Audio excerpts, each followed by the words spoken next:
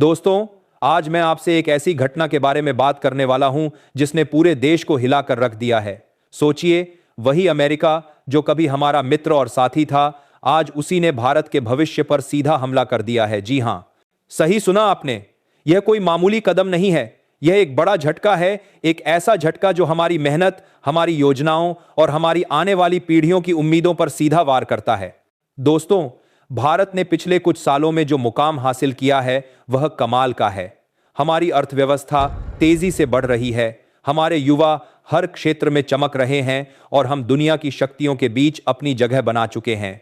सोचिए, वो देश जो हमेशा खुद को सुपर पावर मानता है, आज हमारे सामने अपनी ताकत दिखाने के लिए कदम उठा रहा है।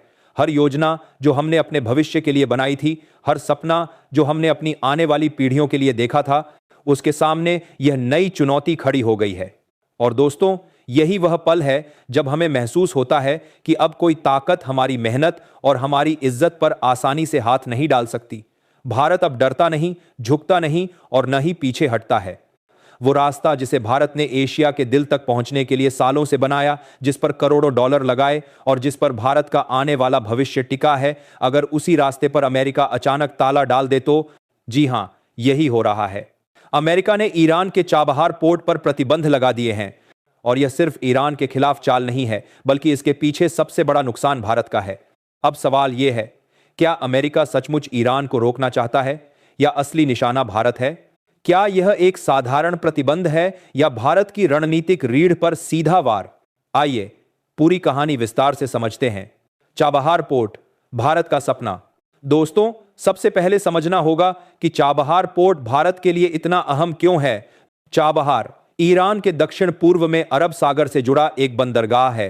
भारत ने यहां अरबों रुपए का निवेश किया, सड़क और रेल प्रोजेक्ट बनाए और इसे अफगानिस्तान व मध्य एशिया तक पहुंचने का दरवाजा बनाया। क्यों? क्योंकि पाकिस्तान ने कभी भारत को रास्ता नहीं दिया।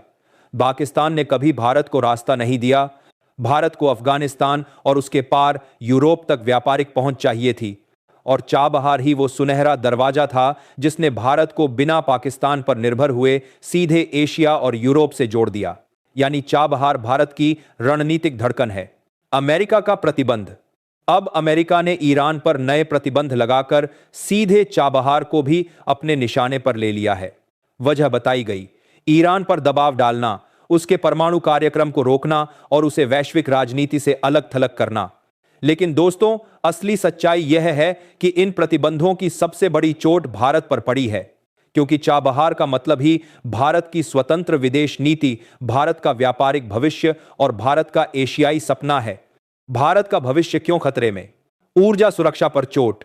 चाबहार सिर्फ व्यापार का रास्ता नहीं, बल्कि ऊर्जा आपूर्ति का भी केंद्र है।